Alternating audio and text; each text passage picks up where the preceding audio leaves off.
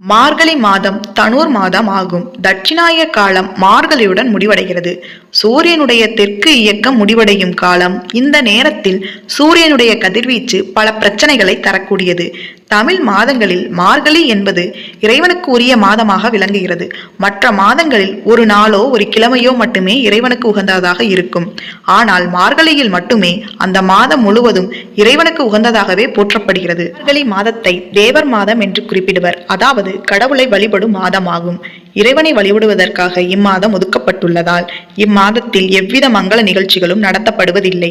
சைவ ஆலயங்களிலும் வைணவ ஆலயங்களிலும் சூரிய உதயத்திற்கு முன்னதாகவே பூஜை ஆராதனை நடத்தப்படும். மேலதாள வாத்தியங்களும் முழங்கப்படும். சிவாலயங்களில் திருவெம்பாவை திருப்பள்ளி எழுச்சியும் விஷ்ணு ஆலயங்களில் திருப்பாவையும் பாடப்படும். விஷ்ணு ஆலயங்களில் மார்கழி மாதம் முழுவதுமே திருப்பாவை பாடுவர். மனிதர்களின் ஒரு வருடம் என்பது தேவர்களுக்கு ஒரு நாள் ஆகும். தை முதல் ஆணி வரையுள்ள